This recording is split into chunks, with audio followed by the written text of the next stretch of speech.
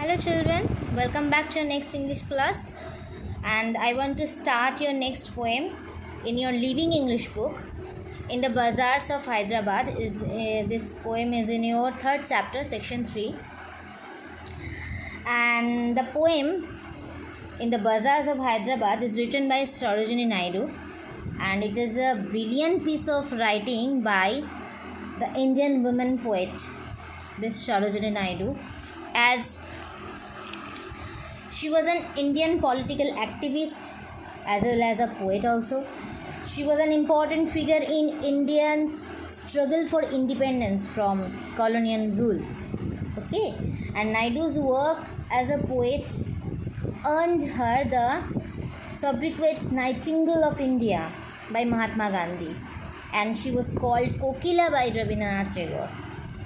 She was born in 13 February 1879 and died in the 2nd March 1949 at the age of 70 in Lucknow. Okay, and in this poem you will get very good concept about Sarojini Naidu's idea. To understand the context for writing this poem, you just need to know that she was a major political figure in the Indian freedom movement in the first half of the 20th century. She was a president of the Indian National Congress and the first woman governor in India. Okay, and as for this context, the poem was written as a part of the Swadeshi movement. During that freedom movement, the Indians decided to boycott European merchandise and use the Indian products instead. This poem conveys the message that India is rich in tradition and they don't need to use the foreign products. So she, means Naidu, goes on to give a picture of a bazaar where traditional Indian products are ruling. This poem is in the form of question and answer. In each and every stanza you will get this. There are 5 stanzas. The poet asks the questions and the merchants give the answers. Through this technique, she make a picture of a bazaar visible to us. Okay, you can see there are 5 stanzas, and I hope the video is little bit visible. Yes, now I think you can see the video properly. Yes. So, the first stanza you can see, what do you sell? Oh ye merchants, richly your wares are displayed. Turbans of crimson and silver, tunics of purple brocade, mirrors with panel of amber, daggers with handles of jade. So, the first stanza means the poem begins with the poet's question to the merchants. You can see the question to the merchant about what? About they are selling. About what they are selling. See, the poet sees that the goods are displayed nicely to attract the buyers.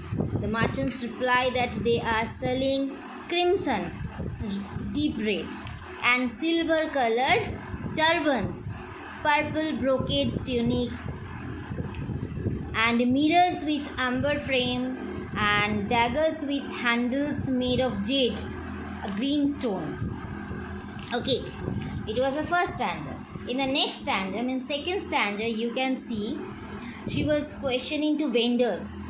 The poet then visits the vendors, the maidens and peddlers. Peddlers means a salesman. You can see the stanza. What do you weigh, O ye vendors? Saffron and lentil and rice. What do you grind, O ye maidens? Sandalwood, henna and spice.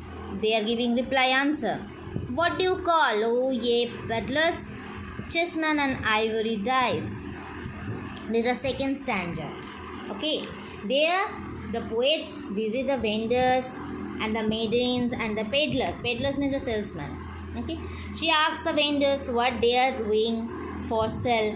The vendors reply that they are vendors reply saffron and lentil and rice, right?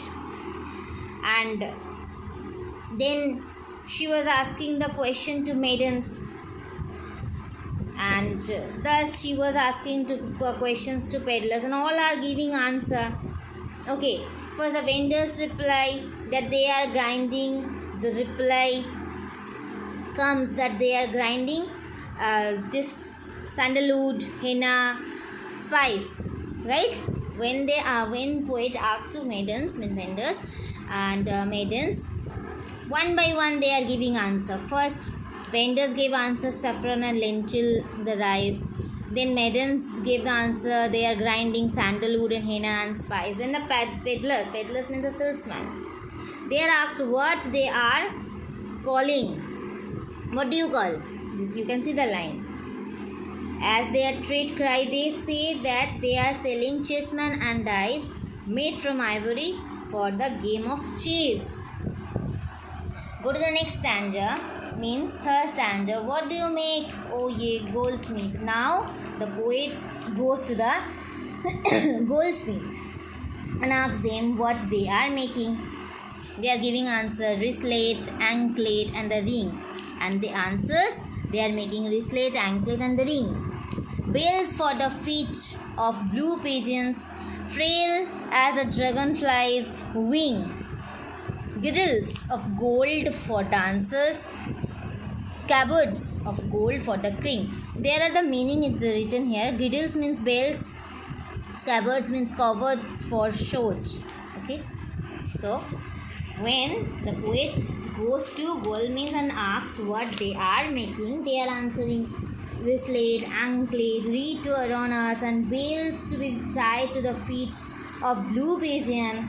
The bells are as thin as lightweight as the wings of dragonfly, and they are also making golden girdles. Golden girdles means also bells, golden girdles for the dancers, and golden sits for keeping the king's shorts, covers for shorts, right? Okay. Next stanza, fourth stanza. What do you cry, O ye fruitmen? Citron, pomegranate and plum. What do you play, O musician? Cedar, sarangi and drum. Cedar means it is written here. Poet's spelling of sitar. Okay. Sitar, the poet spelled it here like this, sitar. What do you chant, O magician? Spells for ends to come. Ends to come, it is written here, the future. Okay. In the fourth stanza, you can see the poet now asks to the fruit sellers what fruit they are selling. They are answering that there are citron, pomegranate, plum and so on. Now she asks to the musicians what instrument they are playing, and in the reply they are telling they are playing on sitar, sarangi and drum. After that the poet goes to the magicians and asks what they are chanting. The reply comes, he is chanting the spells to bring in events. Events is a divine power, okay, divine power, and it is written here also, events to come, the future. Okay. Next stanza means the last stanza. What do you wave? What do you wave, O ye flower girls, with tassels of azure and red? Azure means it is written here blue. Okay. Crowns for the brow of a bridegroom. These are the answers. Chaplets to garland his bed. Chaplets means it is written here wreaths of flowers. Sheets of white blossoms, new garnered to perfume the sleep of the dead. So what does mean? In the last stanza, the poet asks the flower girls what they are weaving with the azure. Azure means deep blue, and red tassels means strands of flower. Okay. The flower girls are giving reply that they are making garland for the bride and the groom and to adorn their bed for the wedding night. They are also making sheets of newly brought white flowers for use on the dead man's grave for fragrance. Okay, so these are your 5 stanzas, and I have told you the meaning. So at the last, what you understand that the poet, what does the poet want to represent here? Does the poet represents an Indian market to give us a sense of rich Indian heritage. This poem was her protest against the European products and an appreciation of our own goods. Okay, so this was a poem by Sarojini Naidu, and I hope you can understand all the poem, see the meanings and see all the stanzas. If you have any problem to understand anywhere, you can ask me. And next, go to the questions part. There are very short questions. Explain these phrases, lines of the poem. Panels of amber, chisman and ivory dyes, spells for eons to come. These are the phrases which you already have seen in the poem, inside the poem. Next, the question. What do you call? Oh, ye peddlers. What does call mean here? Talk, shout, name or describe. Of course, you can understand the peddlers means a salesman. What they do when they are selling something else? They are shouting. Now you can please go through the poem again and you can understand. Okay, what does it mean call? It will be talk or shout, or here there are so many answers, name or describe. Now it is your own opinion. Next, why do the peddlers have to call? What do they sell? In this second stanza you will get these all answers. Okay, next, bells for the feet of blue pigeons, trails as a dragonfly's wing. What makes the bells? Who makes the bells? This question answer you will get in this portion, the third stanza. Who? Goldsmith. Who makes? Goldsmith. For whom do they make the bells? Okay, all this answer will get. And why are the bells compared to the dragonfly wings? Next question, crowns for the brow of a bridegroom. Who makes these crowns? In the last stanza you will get this. In the fifth stanza you will get this. Okay, and what are they made of? How are they different from the crown of a king or a queen? Okay, so please write this question and answer in your copy, and you can send me in WhatsApp or in YouTube, and or you can send me in my WhatsApp. So thank you so much for watching this video, and wait for the next day. I will come back with some more question and answer and all. So till then, please keep watching my video and read this poem, read the all lines. If you have any problem, definitely you can ask me in the comment box. Okay, thank you so much. Bye bye.